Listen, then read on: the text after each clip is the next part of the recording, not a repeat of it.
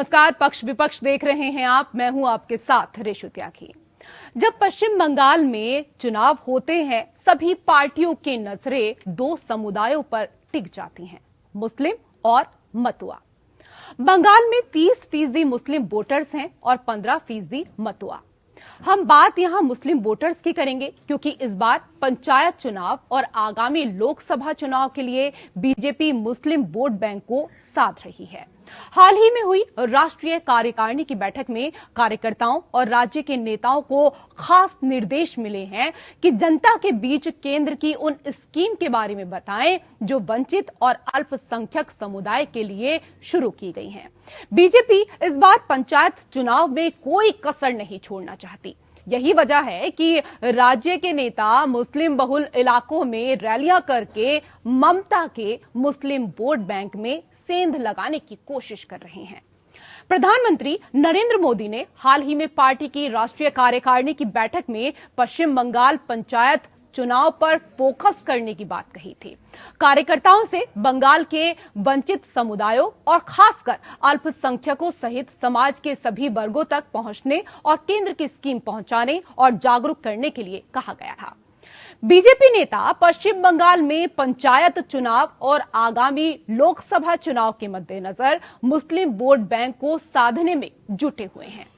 BJP के राष्ट्रीय उपाध्यक्ष दिलीप घोष का कहना है कि पश्चिम बंगाल में 30% अल्पसंख्यक आबादी है। आजादी के 75 साल बाद जब देश अमृत महोत्सव मना रहा है तो अल्पसंख्यक समुदाय को क्या मिला, इसलिए इस आबादी को मुख्य धारा में लाना बेहद जरूरी है।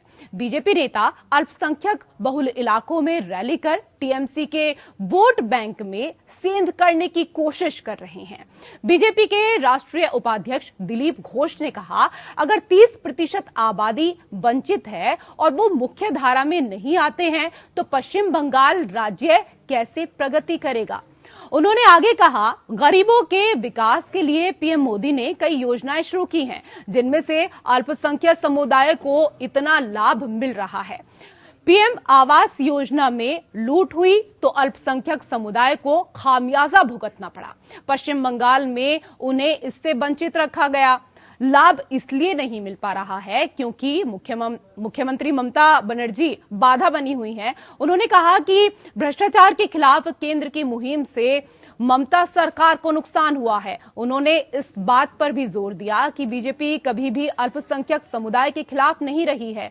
उन्होंने कहा, बीजेपी के खिलाफ एक नैरेटिव तैयार किया गया है। मैं मुस्लिम भाइयों का कल्याण चाहता हूं। राज्य विधानसभा में विपक्ष के नेता शुभेंदु अधिकारी ने कहा, आपने अल्पसंख्यक समुदाय किसे सत्ता में लाया है? 100 में से कम 95 में ममता बनर्जी को वोट इस दौरान दिया है। देखिए आपने किसे सत्ता में लाया है। आपको करना होगा, जमीनी स्तर पर काम करो और ममता बनर्जी को सत्ता से हटाओ। इस बीच ममता बनर्जी सरकार में मंत्री फिरहाद हाकिम ने बीजेपी पर निशाना साधते हुए कहा, एक पार्टी जिसने हमेशा अल्पसंख्यकों पर हमला किया और उन्हें बुनियादी अधिकारों से वंचित रखा, अब समुदाय को लुभाने और उन्हें आकर्षित करने की कोशिश कर रही है। तो बंगाल में मुस्लिम वोट बैंक पर बीजेपी की नजर। बंगाल में बीजेपी अपनी नई बिसात बिछा रही है और इसी को लेकर हम चर्चा करेंगे। चर्चा करने के लिए हमारे साथ पैनल में 3 खास मेहमान इस वक्त जुड़ चुके हैं। हमारे साथ संदीप दुबे, नेता बीजेपी, जुड़ गए हैं। बहुत बहुत स्वागत है संदीप जी आपका। हमारे साथ राम प्रकाश पांडे, प्रवक्ता टीएमसी, जुड़ चुके हैं। आपका भी बहुत बहुत स्वागत। और हमारे साथ राजनीतिक विश्लेषक नीरज कुमार जी हैं। आपका भी बहुत स्वागत हमारे खास कार्यक्रम में। राम प्रकाश जी, बीजेपी नेता पश्चिम बंगाल में पंचायत चुनाव और आगामी लोकसभा चुनाव के मद्देनजर मुस्लिम वोट बैंक को साधने में जुटे हैं। बीजेपी के नेता मुस्लिम बहुल इलाकों में रैली कर रहे हैं। सबसे पहले इस पर आपकी प्रतिक्रिया। देखिए, राजनीतिक दल है तो रैली कर ही सकती है, उसके लिए कोई आपत्ति नहीं है।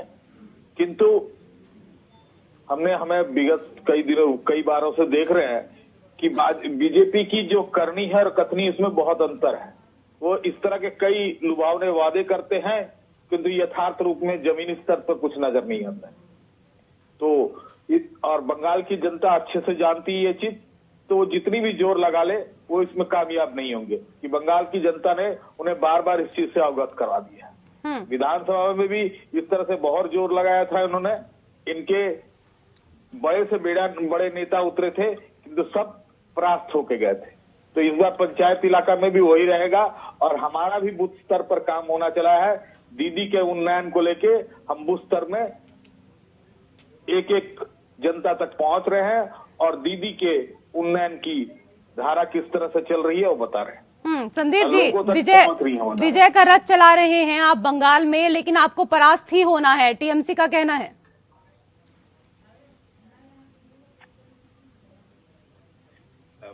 रेशु जी देखिए, दो बातें बहुत महत्वपूर्ण है और टीएमसी के मित्र भूल रहे हैं। पश्चिम बंगाल में लगभग 28 से 30% अल्पसंख्यक समुदाय है, मुसलमान भाई लोग रहते हैं और उनके लिए जितनी भी योजनाएं चल रही है, पूरे देश में अगर मुस्लिम समुदाय की सबसे कम आमदनी किसी स्टेट में है तो पश्चिम बंगाल में। दूसरा, जितनी भी योजनाएं केंद्र सरकार द्वारा चलती हैं उसको परस्पर तरीके से जमीन पे उतारा ही नहीं जा रहा है। अभी आप देखिए, बाल विकास को लेके योजनाएं हैं, अच्छी शिक्षा नीति को लेके योजनाएं हैं, मदरसों का आधुनिकीकरण को लेके योजनाएं हैं, अल्पसंख्यक समुदाय में जो मेधावी छात्र है, विद्यार्थी, उनको छात्रवृत्ति की योजनाएं हैं, गरीबों के लिए स्वरोजगार और मजदूरी रोजगार योजनाएं, क्योंकि ये छोटे छोटे तबके में होते हैं, इनको हुनर अगर दे दिया जाए तो ये और बेहतर कर सकते हैं। आर्थिक क्रियाकलापों के लिए अभिवृद्धि ऋण सहायता योजना है और राज्य और केंद्र की जितनी भी सेवाएं हैं उसमें उनकी भर्ती की योजना है, उनकी अपनी हिस्सेदारी है। आप उनको कब तक गरीब बना के और सिर्फ वोट बैंक की तरह उनका इस्तेमाल करते रहोगे। आज देखिए, गंदी जितनी बस्तियां आप चले जाइए पश्चिम बंगाल के कोई भी मोहल्ले में, वो क्या स्थिति बना के रखा हुआ है, वहां सफाई नहीं है, वहां बेहतर नालियों की व्यवस्था नहीं है। तो हमें ये सोचना पड़ेगा, हम सबके अच्छे और बुरे कर्म से हमारा राष्ट्र प्रभावित होता है, कि हम सब लोग को मिलकर जहां भी हम राजनीति में हैं, जिन्होंने हमें सत्ता दी है, कम से कम सर्व समाज के लिए हम काम करें। और हम इस तरह की अगर काम करेंगे और उनको अपेक्षित रखेंगे, पिछड़ा रखेंगे, तो फिर वो क्या कुछ भी करते हैं, सारी जिम्मेदारी आप उन पर थोप देते हो। तो जरूरी है समुचित विकास हो, अंतिम व्यक्ति तक विकास पहुंचे और वहां हम विपक्ष में रहेंगे, इसलिए हम विपक्ष में होने के नाते जो वहां की कमियां हैं हम रख रहे हैं और उन कमियों को सरकार को चाहिए कि दूर करे, बनस्पत क्यों हमें कोसने के। अभी भी टीएमसी के लोग हम ही को कोसते हैं, अरे भाई वहां आपकी सरकार है, वहाँ आपकी जिम्मेदारी है, आप उसको पूरा करिए, कम से कम गरीब को गरीब तो मत। ठीक है, आप कह रहे हैं, ठीक है, आप कह रहे हैं कि टीएमसी अपनी जिम्मेदारी पूरे तरीके से नहीं निभा रही है। इसको लेकर मैं बात करूंगी यहाँ पर राम प्रकाश जी से, लेकिन हमारे साथ नीरज जी भी बैठे हुए हैं डिबेट में। नीरज जी, ईमानदारी से देखा जाए तो तमाम कयासों और आरोपों से अलग केंद्र सरकार ने अल्पसंख्यकों के लिए अभूतपूर्व कार्य किए हैं, तब भी उनका विश्वास जीतना और उन्हें अपने पाले में लाना क्या बीजेपी के लिए इतना आसान हो पाएगा? देखिए, ऐसा होता है कि केंद्र सरकार ने अपनी जो स्कीमें निकाली हैं वो स्टेट गवर्नमेंट कैसे लागू कर रही है और क्या अगर लागू कर रही है तो क्या लोगों को ये पता चल रही है कि इस स्कीम का जो फायदा मिल रहा है वो केंद्र सरकार की स्कीम है। इसमें सबसे बड़ा जो प्रॉब्लम है वो है इलिटरेसी का। जो 30% मुस्लिम समुदाय है वो स्कूल नहीं जा रहा, पढ़ाई नहीं हो रही।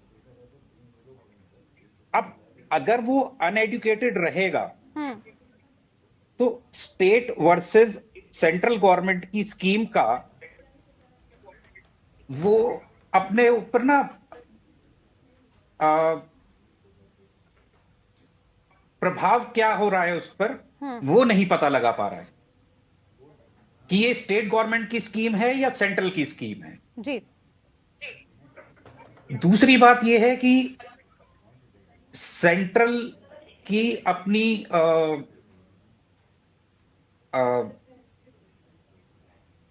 योजनाएं हैं और स्टेट गवर्नमेंट की अपनी योजनाएं हैं। अब स्टेट गवर्नमेंट जो योजनाएं हैं वो ये नहीं बताती कि ये सेंट्रल की योजना है। ये उसी वक्त हो सकता है कि जब स्टेट में और सेंट्रल में दोनों एक ही गवर्नमेंट हो जी। ठीक है ना। अदरवाइज जैसे राजस्थान देख लीजिए, झारखंड देख लीजिए, सेंट्रल की स्कीम हर स्टेट में चलती है, बट लोगों तक ये पहुंचाना कि ये सेंट्रल की स्कीम है, ये बहुत बड़ा मुद्दा है।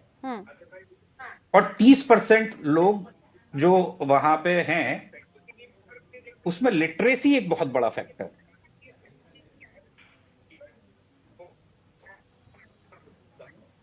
बिल्कुल बिल्कुल सही आपने यहाँ पर कहा कि जो सेंट्रल की जो योजनाएं चल रही हैं और या फिर स्टेट की जो योजनाएं चल रही हैं वो स्टेट की हैं या सेंट्रल की हैं, लोगों को इस बारे में जानकारी नहीं हो पाती है। लेकिन संदीप जी, अगर हम यहाँ पर देखें तो बंगाल के अल्पसंख्यक समुदाय में बांग्लादेशी मूल की बहुलता है, शेष उनसे सहानुभूति भी रखते हैं, जबकि आप बांग्लादेशी अनाधिकृत प्रवासियों को लेकर काफी मुखर रहे हैं। अब जिस नए प्रयोग का संकेत आप कर रहे हैं, आपको लगता है वो काम करेगा? रेशु जी, राजनीति में प्रयोग नहीं होते। राजनीति में हर राजनीतिक पार्टियां अपना अवसर देखती हैं दूसरी राजनीतिक दल से बेहतर करने की।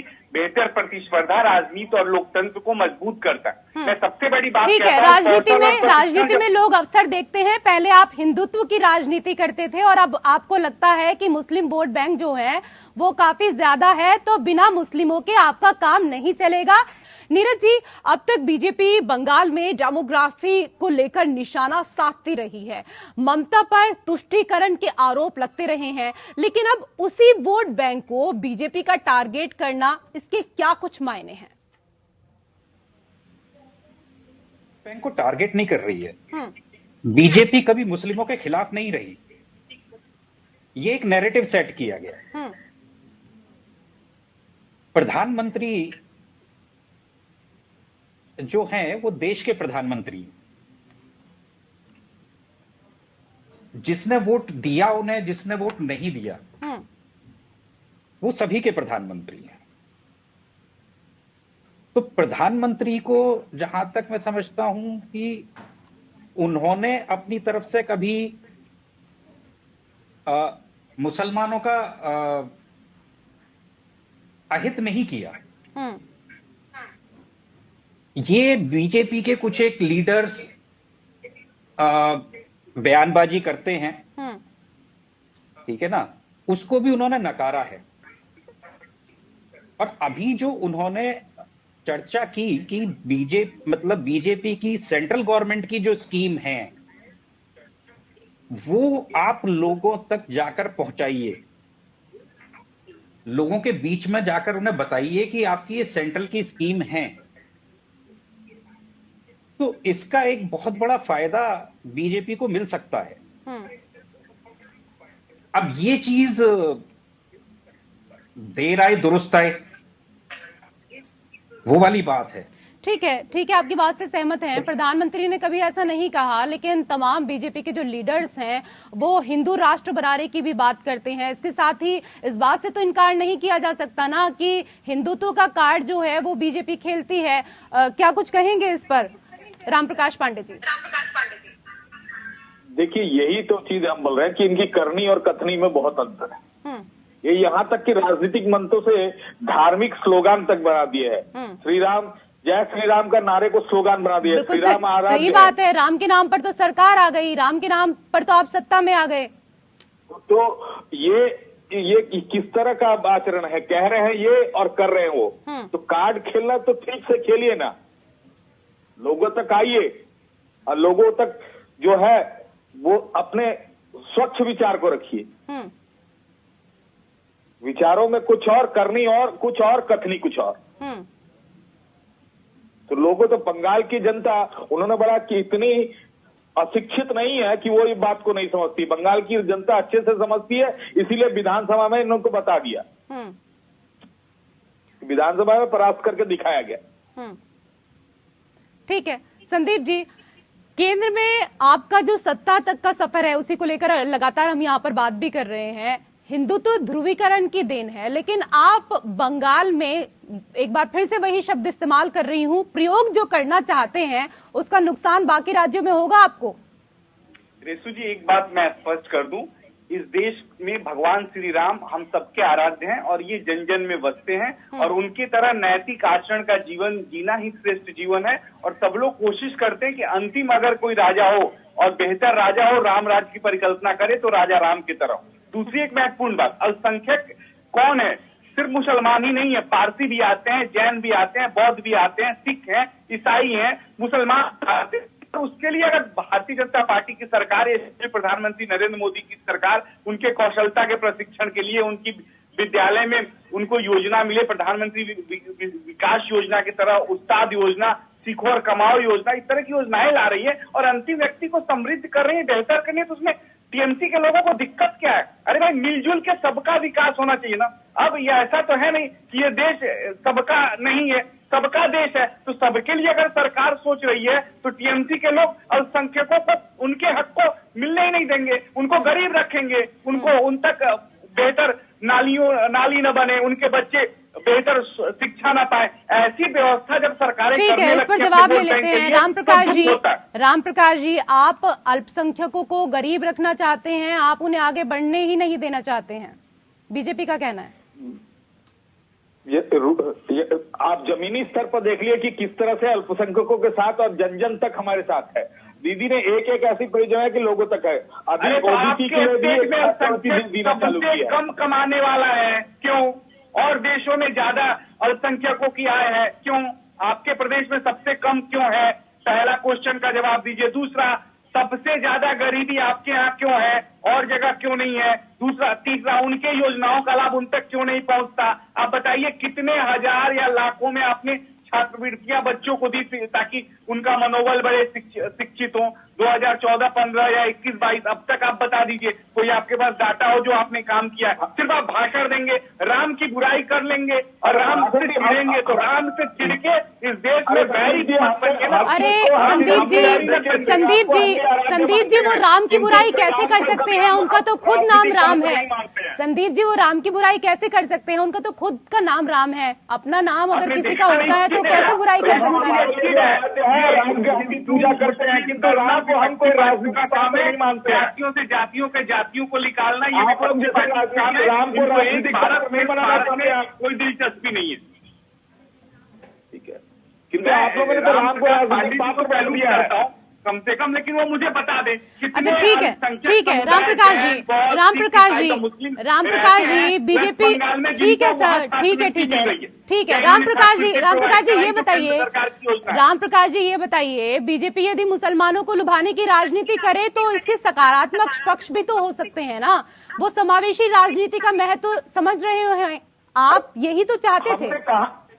2014 के पहले ना 70% लड़कियां स्कूल छोड़ देती थी, पढ़ने नहीं जाती थी।